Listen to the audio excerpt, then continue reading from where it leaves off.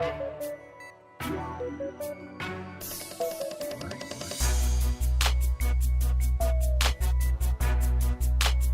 everyone, this is Kendrick Dix for The Take.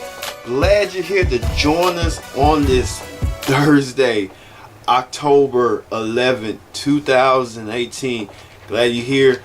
Join in with the conversation right there using the hashtag Take right here on Connect TV. Glad you're here. Let's get started with the big story. The big story this week is Taylor Swift breaks her silence and gets political.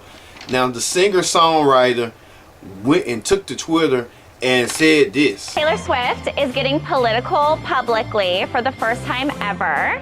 So she posted a lengthy post and she revealed that she will be voting both Democrats for the U.S. Senate and the House of Representatives. This is in Tennessee. And it's a big deal because she has a fan base in Tennessee and it's very country. And that's why maybe she could make a difference because some of her fans are country. The last female crossover group that I can remember that did this is Dixie Dixie Chicks, and they were ruined because of this. This was a weekend where women took a stand. Did we talk about the fact that people are mad at Radikowski for not wearing a bra during the demonstration? Yeah, apparently Amy Schumer didn't either. And people are saying like, oh, it was just a publicity stunt, and if she was taking it seriously, she would have worn a bra. That's like the classic women's lib move, is to not wear a bra, burn your bras, right? Bras are so expensive. Why would you burn it? And they're so hard to undo. Like, they're just so hard to undo, right? No, they're not, dude. One hand.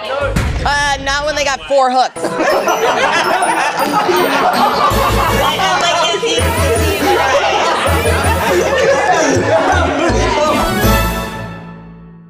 Taylor Swift, with that story that we just showed you, kind of laid it out there that she's not voting for Tennessee Republican Marsha Blackburn in the upcoming election.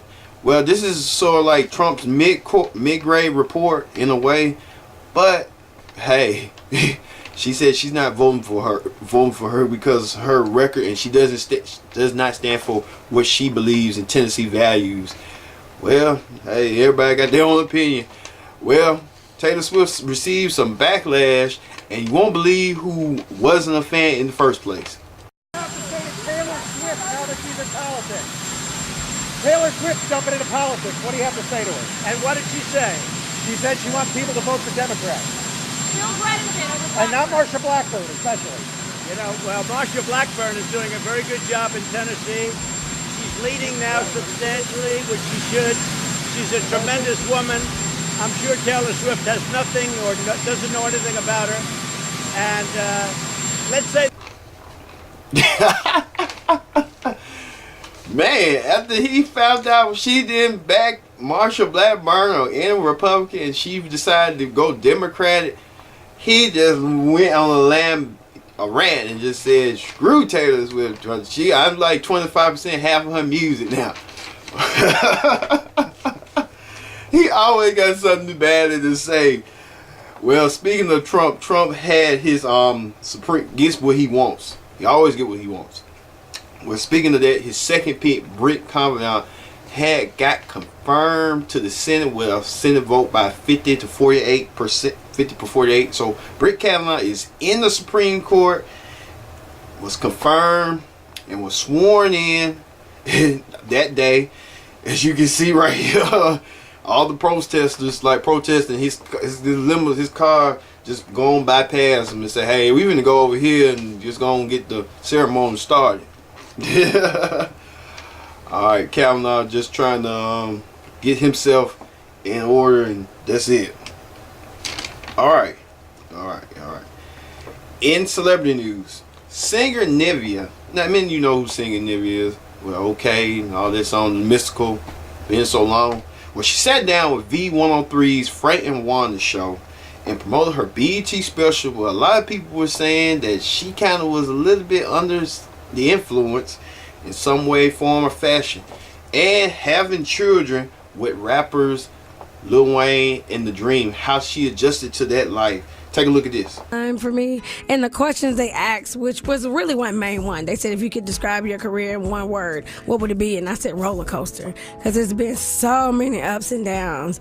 And so I started talking about it and got emotional, especially when I talk about the kids. So. Yeah, when you talked about what do you see when you look back? Some messed up wardrobe and child. I was like, oh, you look a fool. I love the interview, but she looked like a sack of no-no. That's what I see.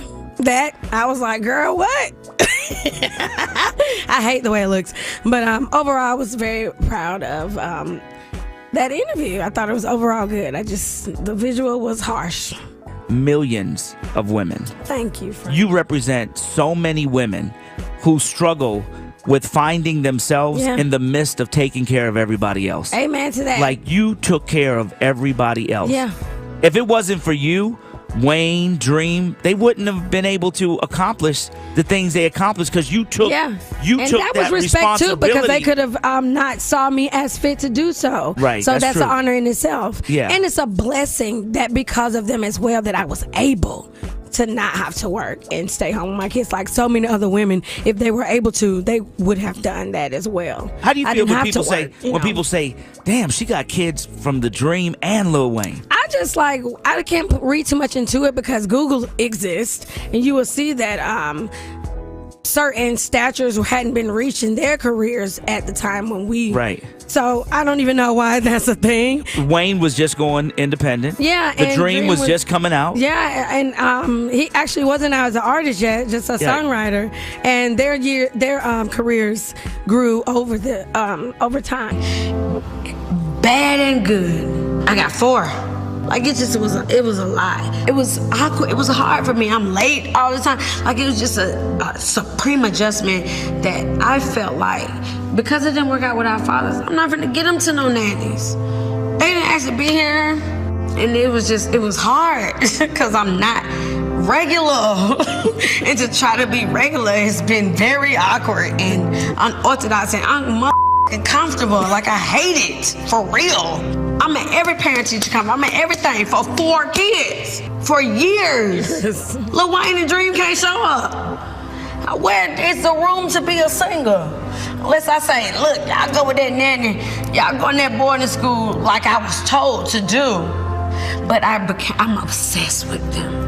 I cannot breathe without them. You know what I'm saying? Like, they're everything to me. And it's also hard to walk away from, despite what I'm naturally drawn to do. So I just give them all of me, reckless and sane. And they are fucking beautiful. I fucking love them. And the pride kept me at home. And I'm sorry, I've been a beautiful mother. Even though that's not all I know that I am at all wanted to be. I knew you was gonna make me cry. It's okay. You're allowed to cry. Wow.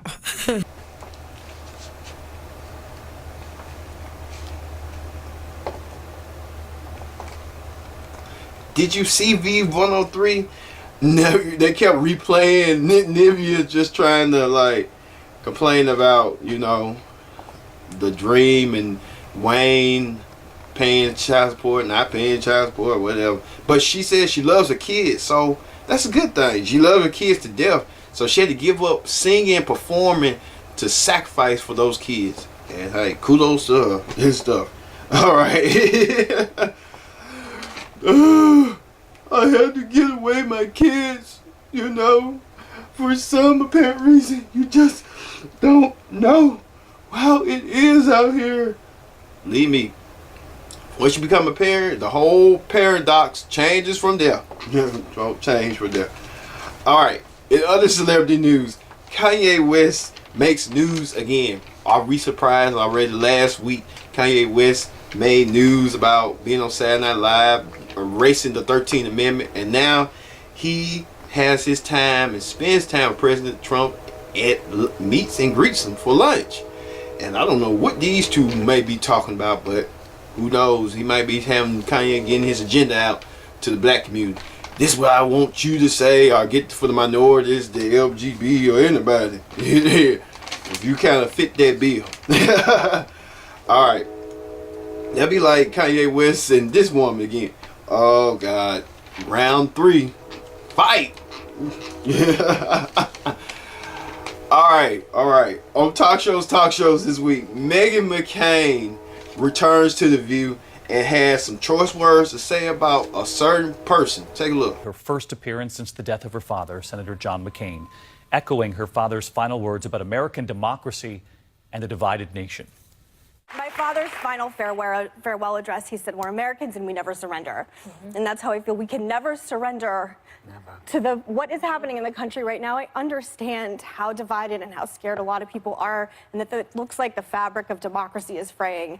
We do not surrender. I'm not surrendering. You don't do it either, so you have to join me in not surrendering, okay? Because I'm still here fighting, and I want all of you to fight with me. Meghan also thanked her father's close friends, former Vice President Joe Biden and Joe Lieberman, for helping her and her family get through this time. And Meghan McCain kind of went through and just says, everyone, hey, I'm back. I'm going to be Maverick Meghan. My father, John McCain, recently passed, so I'm going to take the torch and he passed to me. I'm the torchbearer now. So, you know, hey, good luck for Meghan McCain. She's still not a fan of President Trump. Everybody's not. It's just everybody's bashing the man. The man just can't get a break anytime soon. He can't get a break. All right. On The Real this week, the women discussed when Meghan Markle's sister tried to come to Buckingham Palace to see her sister after she was bashing her sister for so long that she wanted to make a compromise and trying to have her sister forgive her for all the past bad deeds. Take a look. Y'all. Oh, Lord. Meghan Markle's half-sister, Samantha, is at it again. Oh, Lord. So, here's the royalty. 2 weeks ago, Kensington Palace officials got a letter from Samantha stating that she would continue to act a fool if they did not arrange an in-person meeting with Meghan. Well, it looks like she kept her word.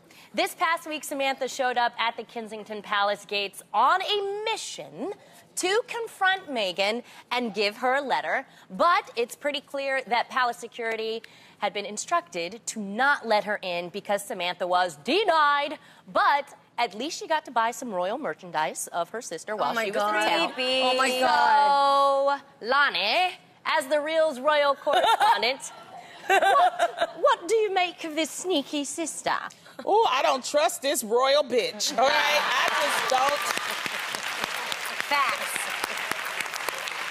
Because, see, remember, I got to take y'all back. Yeah. She first badmouthed Meghan when she got engaged. She called her, what she called her? She said she's trying to climb the social ladder. She said she shouldn't be a part of the royal family. She called her the sister of...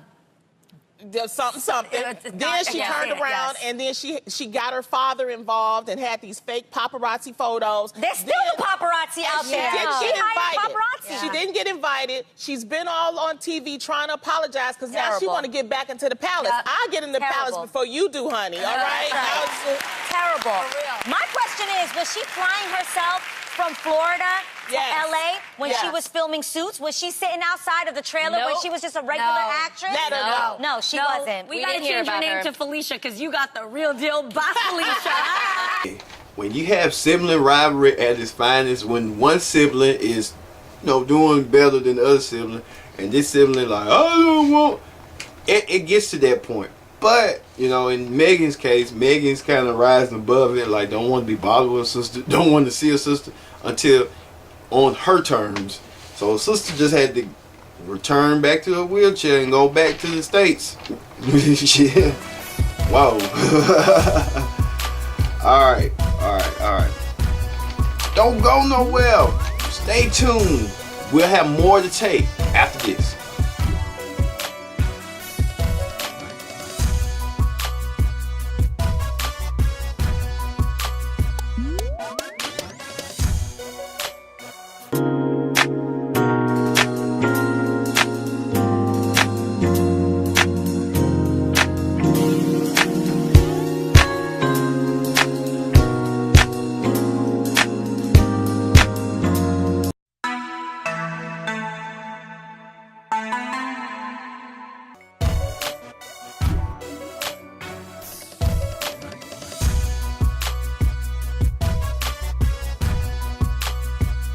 Welcome back to The Take. I'm your host as always, Kid Dix.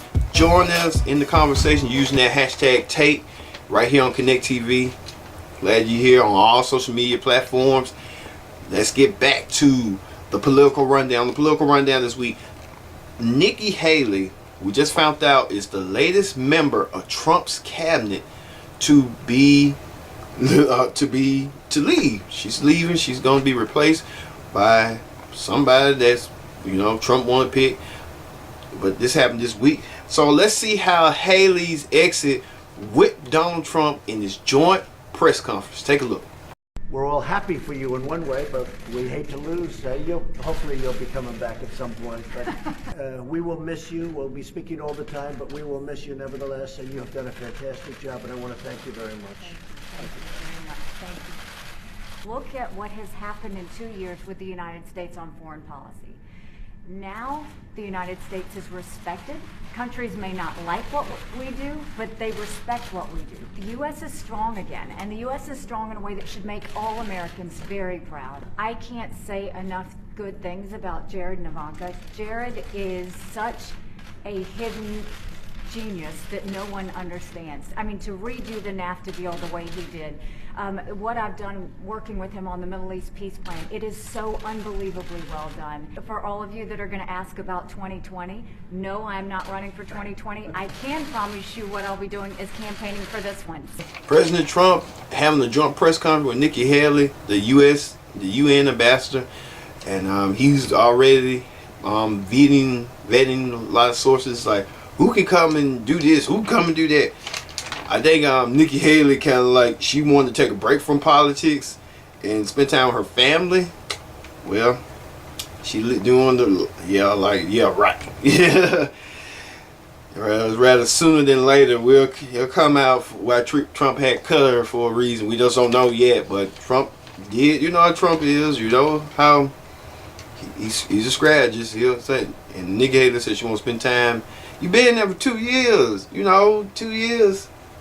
It's just like you wanted to come in and leave out. And then she's supposed to leave in the end of the year. That's all right. All right. Trump's former rival and former presidential candidate, Hillary Clinton, appeared on CNN and sat down with Christine Ford to talk about Trump, talk about his policies, and many more. Take a look. I started worrying at his inauguration.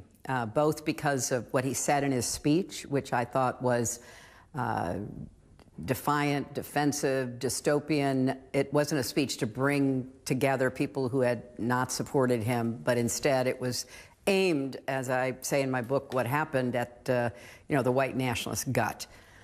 And then over the course of now 2 years nearly since the election, we have seen him degrading the rule of law. We have seen him delegitimizing our elections.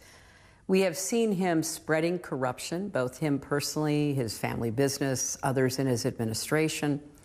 We have seen him also attacking truth and facts, even reason itself, and fundamentally trying to undermine our national unity. So I was hopeful. I wanted to give him a chance. I think every new president deserves a chance, but every month that's gone by, I've become more and more worried about how he governs and how he treats people. Well, that's how Donald Trump rolls. Donald Trump is just a locomotive. He just talks and talks and talks and gets himself over. Most of the time, that's what you got to do. You got to talk and talk, get yourself over. Hillary Clinton doing the same thing. She's using television as an advocate to just get back at Trump. It's been 2 years later. You wrote a book. Sit back and peacefully and let this man, he's just destroy the country on his own terms if that's what he does for a living. Yeah. All right. Let's move on to the reality show clip down. The reality show clip down this week. On the season premiere of Dancing with the Stars, former reality TV show host Honey Boo Boo. Yeah, Honey Boo Boo makes her debut by doing this.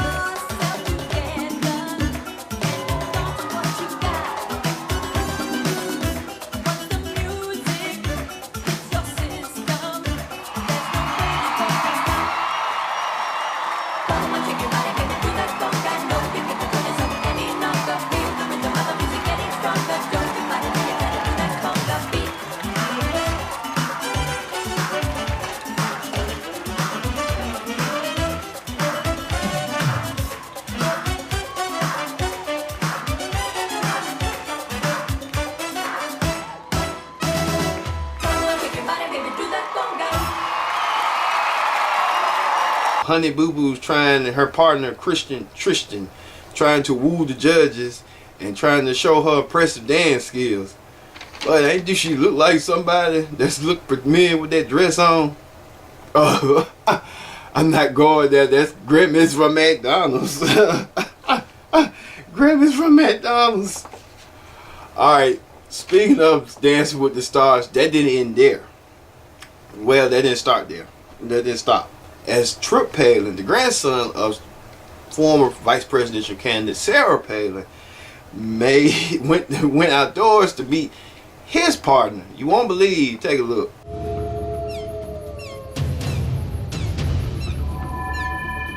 I'm gonna catch the most. You always say you're gonna catch the most. Yeah, and I'm the only one who catches them. Well, hello. Welcome to Hollywood. My name's Trip, my mom's Bristol, and my grandma's Sarah Palin. I'm Jenna. And I'm Haley. That's my grandma. I'm Sarah. Hi. He's a typical Alaskan kid. For him, it's all about snow machines and dirt bikes. So for him to be on a dance floor, that's a whole new ball game. And then that's my mom. I want him to have fun and meet new people. It's gonna be an incredible journey for him to have. You teach me how to fish, and I'll teach you how to dance. There's that smile. Wow, they're going outdoors fishing with Sarah Palin and fishing with as your grandma, and then your dance partner just shows up out the blue and say, "Hey, we ready to dance? Are you ready to dance?" I'm in the outdoors right now. What can we dance with? No music and nothing like that. Just birds and water and screams everywhere. But Trip had got eliminated that same night, so hey, Trip just had his one time on TV. But there's always Team OGE for your mom to be on TV. Guess the Palin's just trying to figure out how to get on TV and try to navigate TV. Alright, speaking of somebody navigating, well, Deonzo Ball and his girlfriend Denise are going at it because they no longer are together, but she posted something on social media with Lee Jello's ex-girlfriend, and you won't believe how that all fiasco started. Look at that. Yes, look at that. Them two girls is trying to capitalize on the Ball family dynasty. One already got a kid, and the other one, who knows? It's just a off and on thing. You never know what they gonna do next. Alright. On newses this week, I like and I love a good old fashioned fight. Whether it's UFC, WWE, or just anywhere, anybody can just fight for no apparent reason, a school fight or something like that. Well, Conor McGregor and Karim Khabib really tore it up in the UFC, and you won't believe how. Take a look. Moments after winning the highly anticipated match, Khabib Nurmagomedov vaults over the cage fencing and into the crowd. An explosive and brutal brawl erupts in the stands. And watch closely as it devolves into chaos in the octagon too. Watch the man in the red shirt scaling the cage, punching McGregor, who tapped out of the sanctioned fight only moments earlier. It was pure pandemonium. Police later detaining 3 men, reportedly members of Nurmagomedov's team. It's bad. There's going to be an investigation by the Nevada State Athletic Commission. There's going to be big money fines, and these guys are in big trouble. And the undefeated Russian athlete apologizing, but pointing the finger at McGregor's corner. He talked about my religion. He talked about my country. He talked about my father. He come to Brooklyn and he broke bus. Khabib referencing this wild incident in April when McGregor threw a dolly at Nurmagomedov's bus. He also tries throwing a metal railing. McGregor pleading guilty to disorderly conduct. The fighter on Twitter reacting to this weekend's match, ready to go another round, writing, quote, "Good knock, looking forward to the ring." Did you see his assistant, his team crew came up and attacked Conor. Everybody just attacking each other as a fist fight. Conor axing Grimes by attacking the man's bus, making this a grudge match and just doing what he wanted to do. It's just getting more crazy and crazy. They're gonna have to be a fine. Gonna be a lot of fines, suspensions, pay. There ain't gonna be no purse. It's just beef. All they damage. That's all they gonna have to pay for. Whoa, whoa, whoa, whoa, whoa, whoa. All right. First Lady Melania Trump made headlines this week by going to Africa on a solo trip to just, you know, let everything flow and the world follow. Take a look. First Lady Melania Trump returned home today to lots of drama for what she wore during her trip to Africa. In front of the great monuments of Egypt, Melania wore a Chanel blouse with a black tie, topped by a khaki-colored blazer.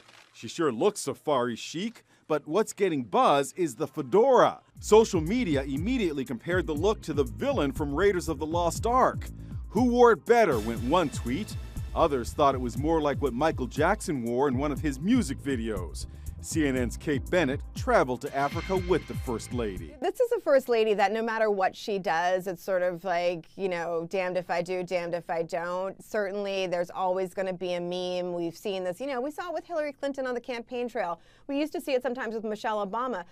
The pith helmet drew the most criticism for being tone deaf. Just like the infamous I really don't care, do you raincoat, for some, the pith helmet is a symbol of colonialism.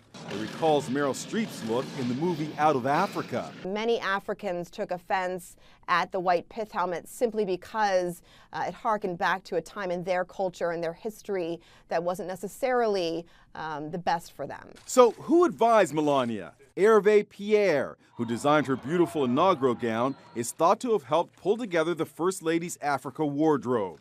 He told Women's Wear Daily, the effort is always one of teamwork, with the First Lady always having the final word. I wish people would focus on what I do, not what I wear. In other respects, the First Lady is winning lots of praise for her first solo trip abroad.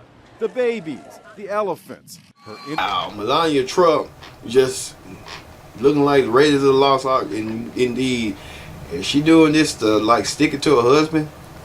I hope not. He's gonna be really angry. And she told him to put that phone down. You ain't told him to put that phone down, because if he don't put the phone down, he's gonna be using the computer. Either way it goes. And comedian Bill Cosby serving his prison sentence, been in for 2 weeks already for raping, drugging women and stuff like that. Cosby was telling a joke and they did this. Things are not going well for Bill Cosby in prison. An inmate reportedly threw a chicken patty at the comedian's face. It allegedly happened after Cosby cracked a joke to another inmate. Cosby has been in prison for about 2 weeks after being found guilty of aggravated indecent assault. His appeal is moving forward. Hurricane you put box, you put the pills inside, you make sure you brush your book so the women don't say that. That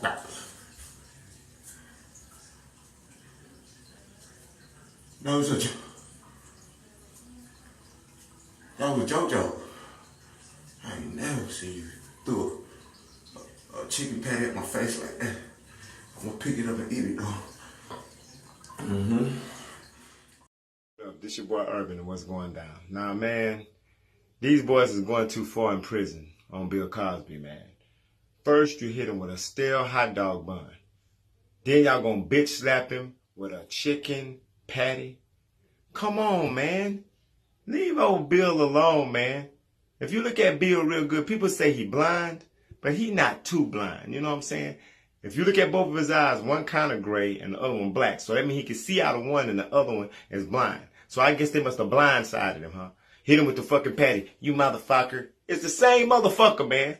And you know something? They ain't doing nothing about it. He like, well, fuck. I hit him with that bun the last time I got some attention. Shit. Maybe I need to go on and hit him with this chicken patty. God damn it. You son of a bitch. That's what they did. Come on, dude. Whoever that is in prison, they letting them get away with it. They letting them. What are you going to hit him with next time? Jell-O pudding? Pizza? No, get real special. Lobster tail. What? Shit. Man, comedian Bill Cosby getting slapped with a chicken patty. Whoa! This is what they used to do. What the hell, chicken patty? What you slapping me for? I'm Bill Cosby. I still got some dignity left. You see, son,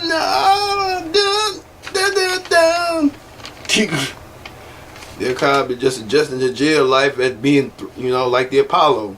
Boo! They throwing food. Next thing you know, Bill Cosby be throwing Jello. Jellos, you want to throw chicken patties at me? I'm gonna throw some Jello shots at you. All right, and finally, the viral video. The viral video comes from a police officer in Louisiana does something really good for the neighborhood. You won't believe how. Take a look.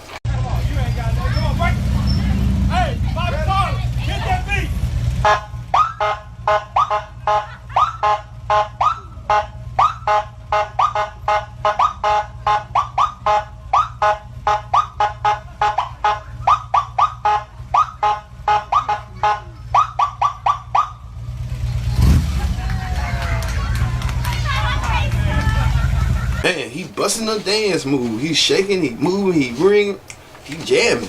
He jamming. Bill Cosby jamming indeed. He jamming more time. Not Bill Cosby. What is I'm talking about? Bill Cosby, the police officer. Police officer jamming. He's jamming. He's jamming. He's busting a move. He's swinging and singing and yeah. He ain't.